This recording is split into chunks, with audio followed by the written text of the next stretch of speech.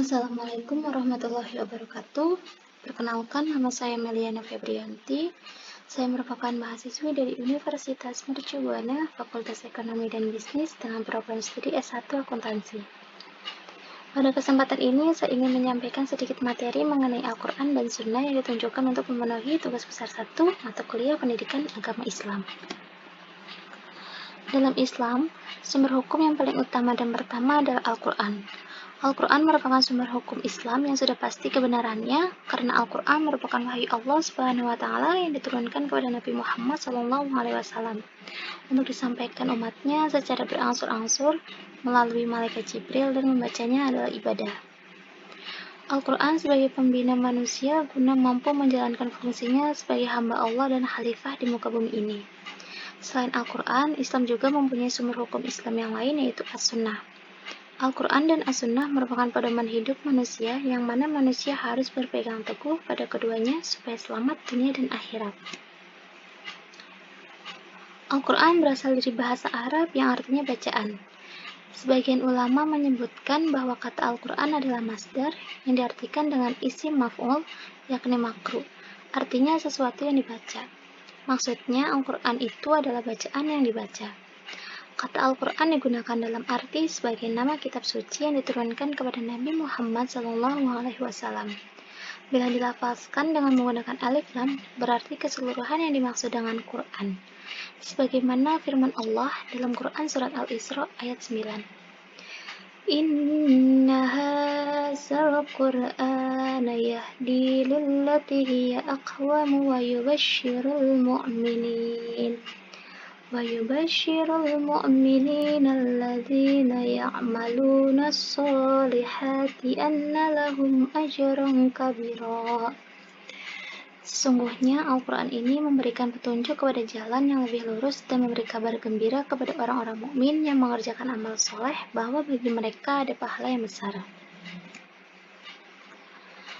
Al-Quran adalah sumber hukum Islam yang pertama. Al-Quran sebagai sumber hukum dan pedoman hidup umat manusia memiliki beberapa keistimewaan dan kelebihan dibanding dengan kitab-kitab suci lainnya sebagai berikut. Al-Quran memuat ringkasan mengenai ajaran-ajaran tentang ketuhanan yang pernah tertulis di kitab-kitab lainnya atau sebelumnya, seperti Zabur, Taurat, dan Injil. Al-Quran memuat kalam-kalam Allah yang menjadi pedoman hidup manusia sepanjang masa.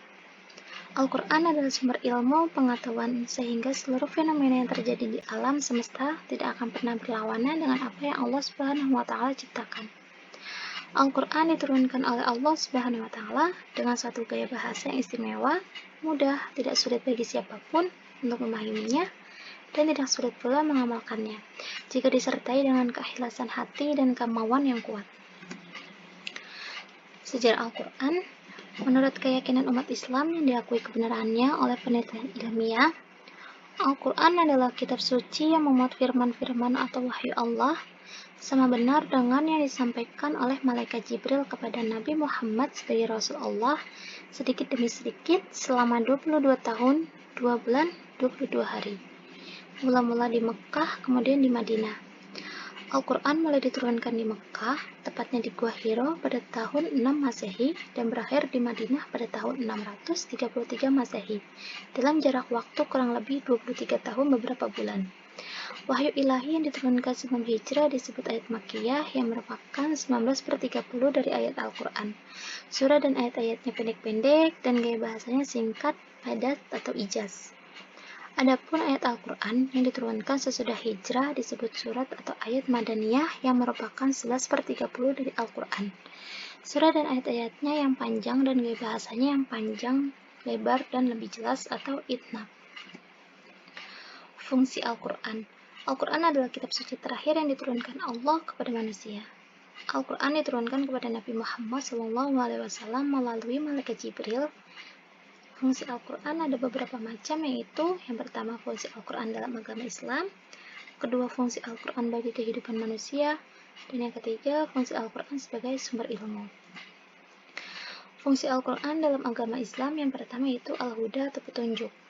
Dalam Al-Quran ada 3 posisi Al-Quran yang fungsinya sebagai petunjuk. Al-Quran menjadi petunjuk bagi manusia secara umum, petunjuk bagi orang-orang yang bertakwa, dan petunjuk bagi orang-orang yang beriman. Yang kedua yaitu Al-Furqan atau pemisah. Fungsi Al-Quran sebagai pemisah adalah dapat memisahkan antara hak dan yang batil, atau antara yang benar dan yang salah. Di dalam Al-Quran dijelaskan beberapa hal mengenai yang boleh dilakukan atau yang baik, dan yang tidak boleh dilakukan atau yang buruk. Yang ketiga yaitu asyifa atau obat.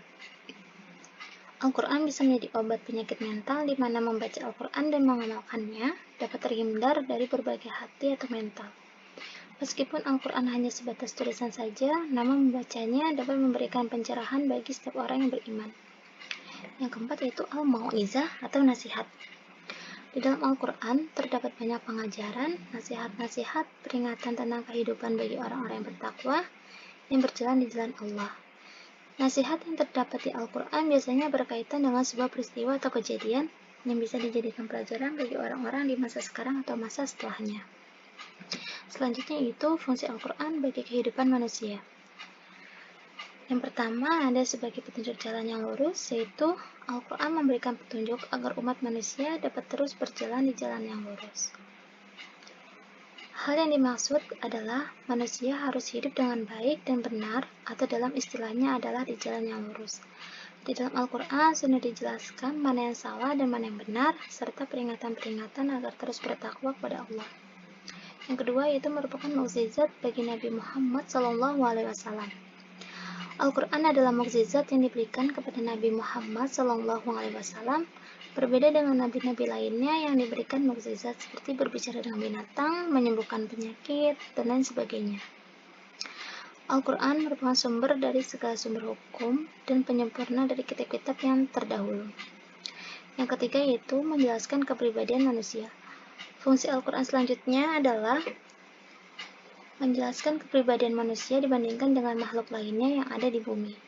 Manusia adalah makhluk yang diberikan akal, bisa membedakan baik dan buruk, dan membuatnya berbeda dengan binatang yang sama-sama ciptaan Allah. Yang keempat yaitu merupakan penyempurna bagi kitab-kitab sebelumnya. Sebelum Al-Quran, ada beberapa kitab Allah yang juga diturunkan kepada para nabi seperti Injil, Taurat, dan Zabur.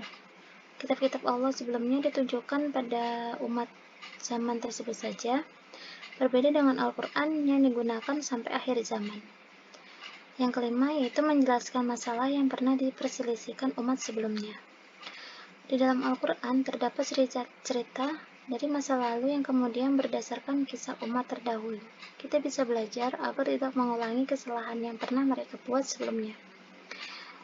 Yang keenam, Al-Quran menetapkan iman Islam.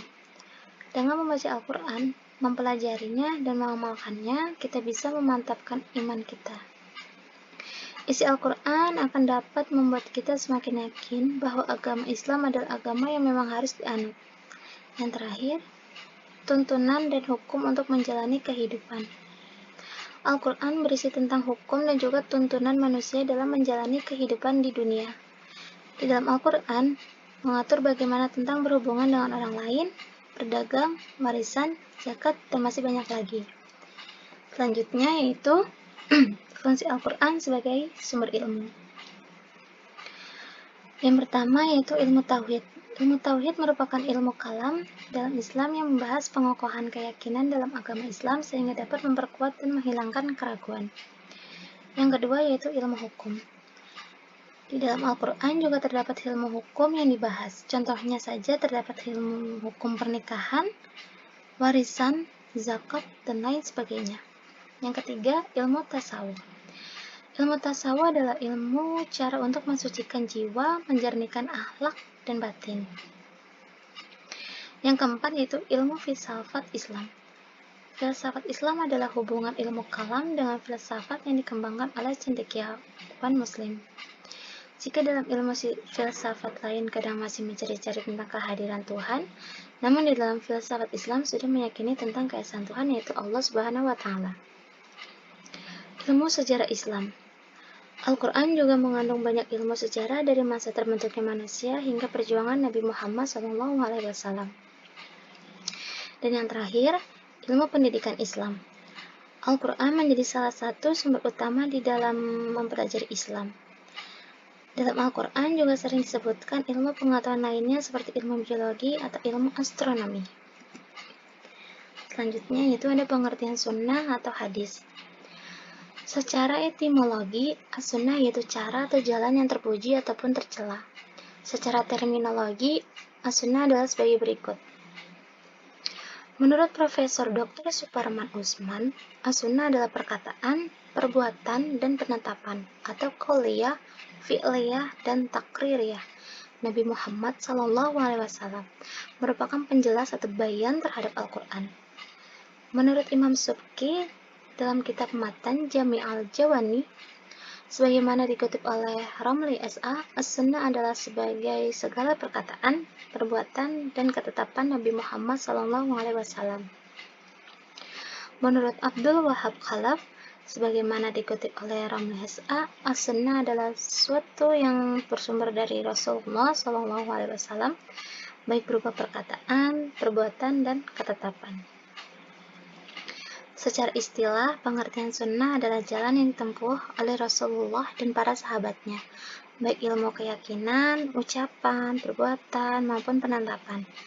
Sedangkan sunnah dalam istilah ulama fikih adalah sifat hukum bagi suatu perbuatan yang dituntut, kemudian melakukan dalam bentuk tuntutan yang pasti dengan pengertian diberi pahala orang yang melakukannya dan tidak berdosa orang yang tidak melakukannya.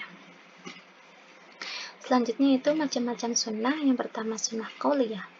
Sunnah qauliyah adalah bentuk perkataan atau ucapan yang disandarkan kepada Nabi Muhammad SAW yang berisi berbagai tuntunan dan petunjuk syarak peristiwa-peristiwa atau kisah-kisah baik yang berkenaan dengan aspek akidah, syariah maupun akhlak. Yang kedua yaitu sunnah fi'liyah. Sunnah fi'liyah adalah segala perbuatan yang disandarkan kepada Nabi Muhammad SAW. Kualitas sunnah fi'liyah menduduki tingkat kedua setelah sunnah qauliyah. Yang ketiga yaitu sunnah takririyah. Sunnah takririyah adalah sunnah yang berupa ketetapan Nabi Muhammad SAW terhadap apa yang datang atau dilakukan para sahabatnya. Dengan kata lain, sunnah takririyah yaitu sunnah Nabi SAW yang berupa penetapan Nabi SAW terhadap perbuatan para sahabat yang diketahui Nabi tidak menegurnya atau melarangnya, bahkan Nabi SAW cenderung mendiamkannya. Selanjutnya yaitu sunnah hamiyah. Sunnah hamiyah ialah sesuatu yang dikehendaki Nabi Muhammad SAW tetapi belum dikerjakan. Sebagian ulama hadis ada yang menambahkan perincian sunnah tersebut dengan sunnah hamiyah, karena dalam diri Nabi Muhammad SAW terdapat sifat-sifat, keadaan-keadaan atau ahwal, serta himmah atau hasrat untuk melakukan sesuatu. Dalam riwayat disebutkan beberapa sifat yang dimiliki beliau seperti bahwa Nabi Muhammad SAW selalu bermuka cerah, berperangai halus dan lembut, tidak keras dan tidak pula kasar, tidak suka berteriak, tidak suka berbicara kotor, tidak suka mencela.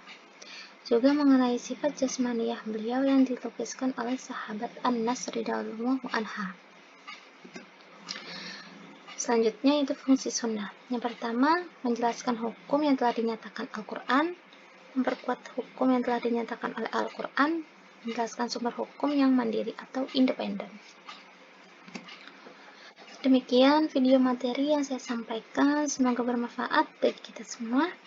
Jika ada kekurangan atau kesalahan kata, mohon dimaafkan karena kesempurnaan hanya milik Allah Subhanahu wa taala. Wabillahi taufiq wal hidayah. Wassalamualaikum warahmatullahi wabarakatuh.